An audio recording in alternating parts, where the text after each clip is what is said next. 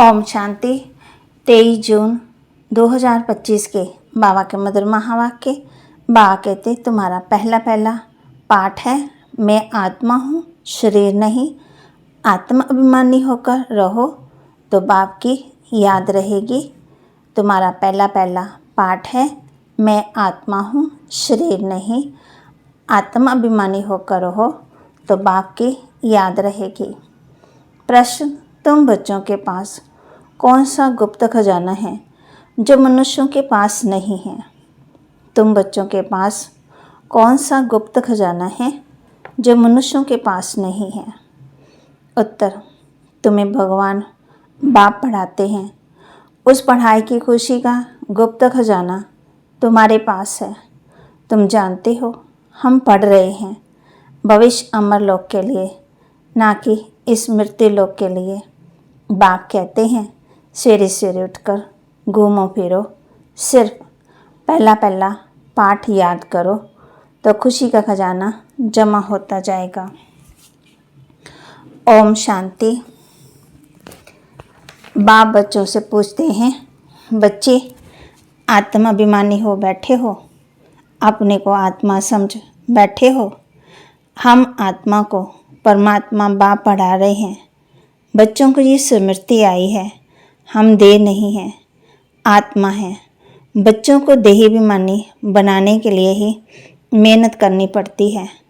बच्चे आत्म अभिमानी रह नहीं सकते, घड़ी घड़ी देह अभिमान में आ जाते हैं।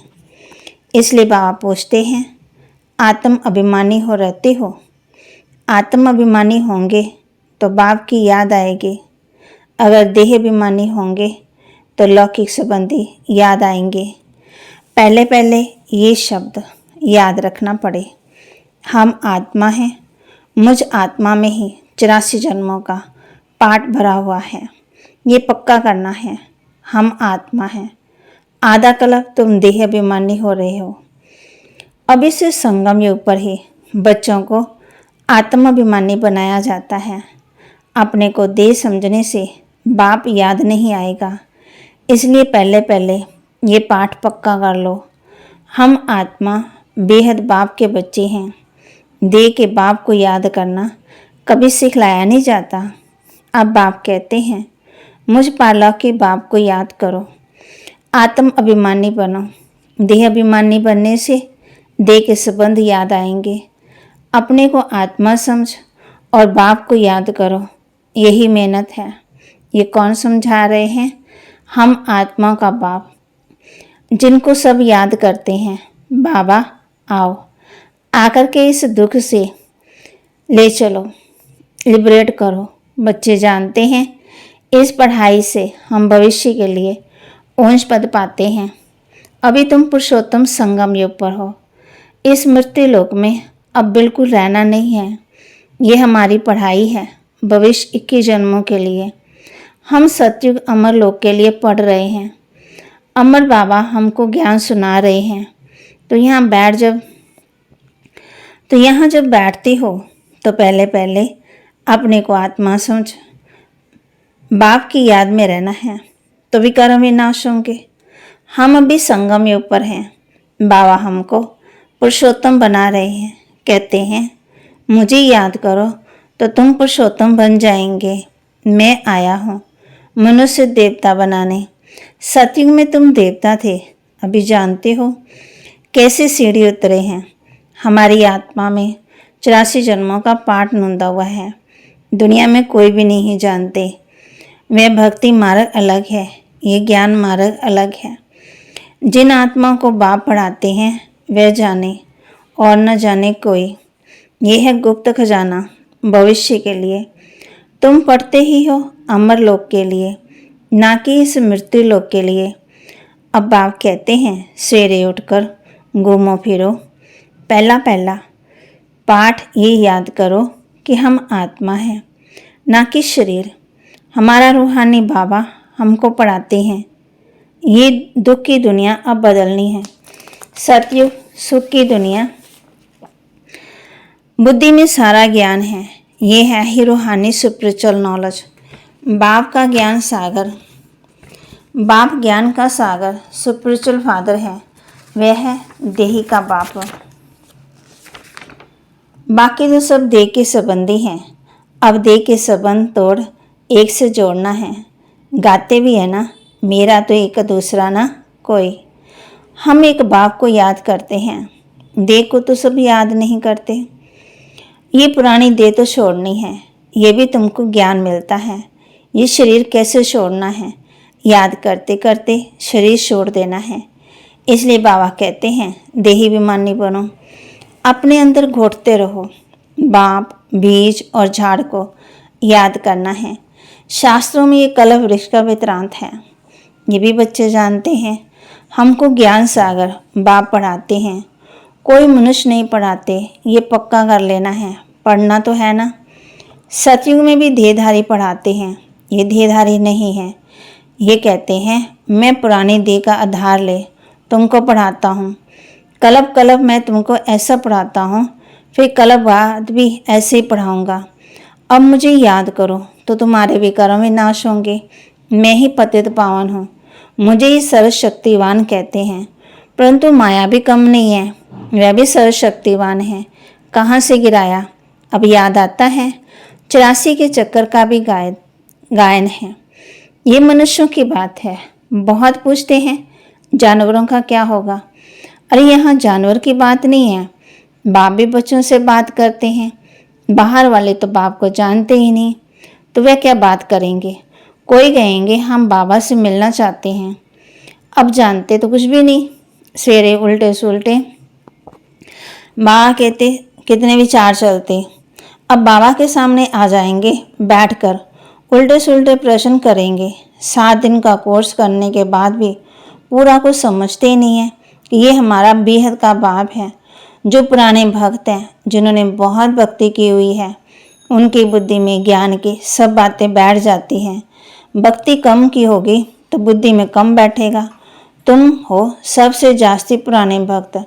गाया भी जाता है भगवान भक्ति का फल देने के लिए आते हैं, परंतु किसको ये थोड़ी पता है ज्ञान मार्ग और भक्ति मार्ग बिल्कुल ही अलग है। सारी दुनिया है भक्ति मार्ग में। कोटों में कोई आकर ये पढ़ते हैं, समझानी तो बहुत मीठी है। 84 जन्मों का चक्कर भी मनुष्य ही जानेंगे ना। तुम आगे कुछ नहीं जानते थे, शिव को भी नहीं जानते थे। शिव के मंदिर कितने हैं, शिव की पूजा करते, जल चढ़ाते, शिवाय नमः ओम नमः शिवाय करते, क्यों पूजते हैं कुछ पता ही नहीं है। लक्ष्मी नारायण की पूजा क्यों करते, वे कहाँ गए कुछ पता ही नहीं। भारतवासी हैं जो अपने पूज्य को बिल्कुल जानते ही नहीं। क्रिश्चियन जानते हैं क्राइस्ट फलाने में आया, आकर स्थापना की। शिव बाबा को कोई भी नहीं जानते। पतित पावन भी शिव को ही कहते हैं, वही ऊंच से ऊंच है, उनकी सबसे जास्ती सेवा करते। सबका सदगतिदाता तुमको देखो कैसे पढ़ाते हैं। बाप को बुलाते ही हैं कि आकर के पावन बनाओ। मंदिर में कितनी पूजा करते हैं, कितनी धूमधाम से कितना खर्चा करते। श्रीनाथ के मंदिर में, जगन्नाथ के मंदिर में जाकर देखो, है तो एक ही है। जगन्नाथ के पास चावल का हांडा चढ़ाते, श्रीनाथ पर बहुत कुछ बनाते। फर्क क्यों होता, कारण चाहिए। श्रीनाथ को काला, जगन्नाथ को भी काला कर दिया। कारण तो कुछ भी नहीं समझते। जगन्नाथ लक्ष्मी नारायण को ही कहते, राधे कृष्ण को क्या कहेंगे। राधे कृष्ण लक्ष्मी नारायण का संबंध क्या है, ये भी कोई नहीं जानते। अभी तुम बच्चों को मालूम पड़ा है कि हम पूज्य थे, पूज्य देवता थे, फिर पुजारी बने, चक्कर लगाया। अभी देवता बनने के लिए हम पढ़ते हैं, ये कोई मनुष्य नहीं पढ़ाते। भगवान नवाज ज्ञान का सागर भी भगवान को कहा जाता। यहाँ तो भक्ति सागर बहुत है, जो पतित पावन ज्ञान सागर। बाप को याद करते हैं, तुम पतित बने फिर पावन जरूर बनना है। ये है ही पतित दुनिया, ये स्वर्ग नहीं है। वैकुंठ कहाँ है ये भी किसी को पता नहीं। कहते हैं वैकुंठ गया, स्वर्ग गया, तो फिर नरक का भोजन आदि क्यों खिलाते हो। सतयुग में तो तुम बहुत ही फल फूल आदि होते, यहाँ क्या है, ये है नरक। अभी तुम जानते हो। बाप पूछते हैं अभी तुम जानती हो बाबा द्वारा हम स्वर्गवासी बनने का पुरुषार्थ कर रहे हैं, पति से पावन बनना है। बाप ने युक्ति तो बताई है, कलप कलप बाप भी युक्ति बतलाते हैं। मुझे याद करो तो विकर्म ही नाश होंगे। अभी तुम जानती हो हम पुरुषोत्तम संगम योग पर हैं। तुम ही कहती हो ना बाबा हम 5000 वर्ष पहले ये बने थे। तुम ही जानते हो कलप कलप ये अमर कथा बाबा से सुनते हैं। शिव बाबा ही अमरनाथ है, बाकी ऐसे नहीं कि पार्वती को बैठ कथा सुनाते हैं। वे है भक्ति, ज्ञान और भक्ति को तुमने समझा है।